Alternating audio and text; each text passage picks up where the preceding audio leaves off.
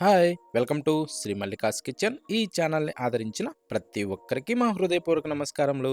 ఇవాళ చాలా మంచి రెసిపీతో మీ ముందుకు వచ్చానండి. చాలా అంటే చాలా బాగుంది. అదేమిటంటే ఫిష్ కర్రీ అండి. ఈ విధంగా ఒక్కసారి చేపల పులుసు పెట్టి చూడండి, ఎవరైనా సరే దీనికి ఫిదా అయిపోవాల్సిందే, అంత బాగుందండి. ఈ విధంగా ఒక్కసారి చేపల పులుసు చేసి ఇంట్లో వాళ్ళకి తినిపించారో మిమ్మల్ని పొగడకుండా ఉండరండి, అంత బాగుంది. ఎలా చేయాలో ఒక్కసారి మన కిచెన్లోకి వెళ్ళి చూద్దాం.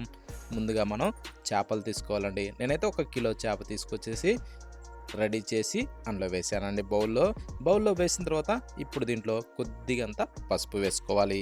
పసుపు వేసిన తర్వాత స్పైసీ తగ్గట్టుగా మనం కారం వేసుకోవాలండి. నేనైతే ఒక 3 టేబుల్ స్పూన్లు కారం వేసాను. కొంచెం ఎక్కువ తక్కువ కావాలన్నా కూడా వేసుకోవచ్చు. ఈ పులుసులోకి అంత మాత్రం స్పైసీ ఉండాలి.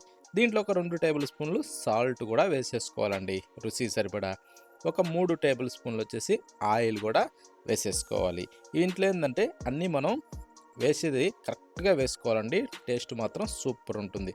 ఎవరు కూడా తగ్గించే ప్రయత్నం ఎక్కించే ప్రయత్నం మాత్రం చేయొద్దు. ఇలా చేసి చూడండి, మంచి రుచి రావాలంటే ఇలా చేసుకోవాలి. ఇప్పుడు దీన్ని మనం బాగా మిక్స్ చేసుకోవాలండి.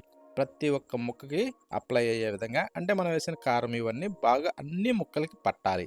ఆ విధంగా మనం వీటిని కొంచెం జాగ్రత్తగా బాగా కలిపిన తర్వాత ఇప్పుడు మనం కొంచెం నిమ్మకాయ కంటే కొంచెం పెద్ద సైజు చింతపండు తీసుకునేసి దాన్ని ఒక 10 నిమిషాలు ముందే నానబెట్టుకోవాలి.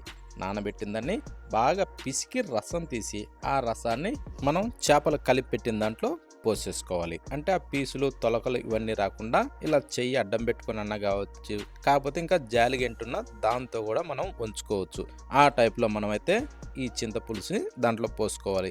మనకి ఎన్ని నీళ్లు అంటే ఎంత పులుసు అవసరమో అన్ని నీటిని ఈ చింతపండు ద్వారానే పోసుకోవాలండి. అప్పుడే ఏంటంటే ఈ చేపల పులుసుకి రుచి చాలా బాగుంటుంది. అంటే మరి పల్చగా చేయొద్దు, మరి చిక్కగా ఉండొద్దు. అలా మీడియం సైజులో ఉండాలండి ఈ పులుసు అన్నది. ఇప్పుడు ఈ పులుసు పోసిన తర్వాత అన్ని ముక్కల్ని ఈ టైప్‌లో కొంచెం అలా తిరగేసుకోవాలండి. తిరగేసిన తర్వాత ఇప్పుడు మనం వీటిని ఏం చేయాలంటే దాదాపు ఒక 15 నిమిషాలైతే ఈ చేపల్ని కాసేపు అలా ఊరనివ్వాలండి. ఒక 15 నిమిషాలు ఊరిందంటే ఈ పులుసులు భలే రుచిగా ఉంటాయండి. ఇప్పుడు స్టవ్ ఆన్ చేసేసి ఆ బౌల్‌ని స్టవ్ మీద పెట్టి ఈలోపు వేరే పని చేద్దాం. ఇప్పుడు మనం ఏం చేద్దామంటే రోట్లోకి 1 టేబుల్ స్పూను ధనియాలు తీసుకునేసి, ఆ తర్వాత ఇప్పుడు చెక్క, లవంగ అయి కొంచెం కొంచెం తీసుకునేసి, ఇప్పుడు సగం టేబుల్ స్పూన్ దాకా జీలకర్ర కూడా తీసుకోవాలండి.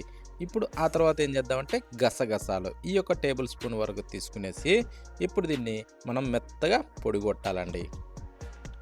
ఈ విధంగా ఏందంటే మనం రోట్లో పొడిగొట్టిందంటే స్మెల్ సూపర్ ఉంటుందండి. టేస్ట్ కూడా చాలా బాగుంటుంది. అందుకని నేను ఎంత వీలైతే అంత ఎక్కువ శాతం నేను రోట్లోనే చేస్తుంటాను. ఒకవేళ అవైలబుల్ ఉన్న వాళ్ళు ఒక్కసారి ఈ విధంగా ట్రై చేసి చూడండి. రుచి ఎలా ఉందన్నది మీకే అర్థమవుతుంది. ఈ విధంగా పొడి రెడీ అయినాక తీసి ఒక ప్లేట్‌లోకి వేసేసుకోవాలి. ఈ పొడి మొత్తం ప్లేట్‌లోకి వేసిన తర్వాత దీన్ని కాసేపు అలా పక్కనుంచేసి మళ్ళీ అదే రోట్లో మనం ఒక సగం టేబుల్ స్పూన్ వరకు జీలకర్ర వేసుకునేసి, ఇప్పుడు మిరియాలు కూడా సగం టేబుల్ స్పూన్ వేసి వీటిని కొంచెం కచ్చా పచ్చగా దంచేసేయాలండి. ఇలా కచ్చా పచ్చగా దంచిన తర్వాత 1 ఇంచి అల్లంని కొంచెం మీద తోలు అలా తీసేసుకునేసి చిన్న చిన్న ముక్కలుగా కట్ చేసి దాంట్లో వేసుకునేసి, ఒక వెల్లుల్లి గడ్డని తీసి అందులో వేసుకోవాలండి. నేను పెద్ద సైజు గడ్డనేసాను. ఒక 4 రెమ్మలు కరివేపాకు కూడా దూసి వేసి ఇప్పుడు దీన్ని కూడా మనం మెత్తగా దంచేసుకోవాలండి. అంటే ఇది మొత్తం మెత్తగా దంచినప్పుడు ఒక ముద్ద టైప్ వస్తుందండి. అంటే ఒక పేస్ట్ లాగా. ఆ టైపు దీన్ని మనం ముద్దలాగా దంచేసుకోవాలండి. ఈ విధంగా దంచిన దాన్ని తీసి ఒక బౌల్‌లో వేసుకుందాం. కానీ ఈ విధంగా ఒకసారి దంచి చూడండి, స్మెల్ వస్తదండి. అదిరిపోద్దండి రుచి మాత్రం. అంత మంచి స్మెల్ వస్తది.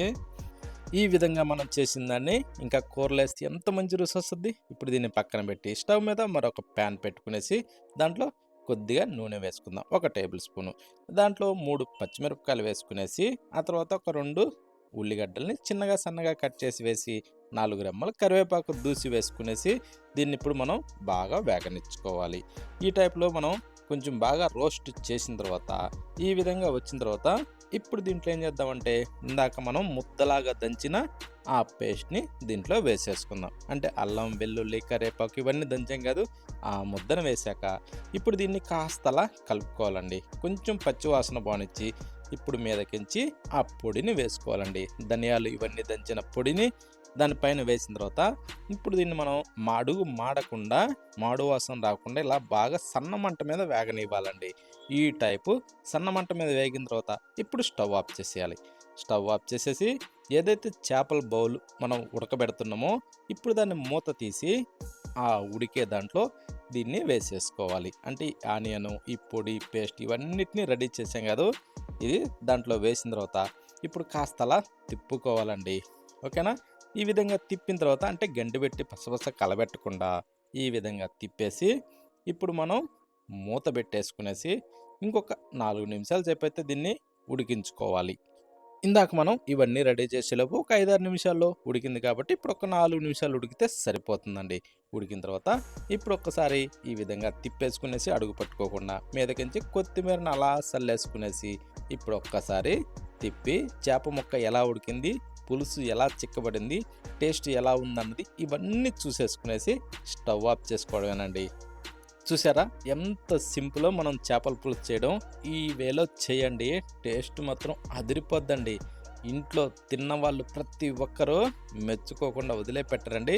ఎప్పుడు చేపలు తెచ్చినా ఈ విధంగానే చేయమని అడిగి మరీ చేయించుకొని తింటారు. అంత బాగుందండి.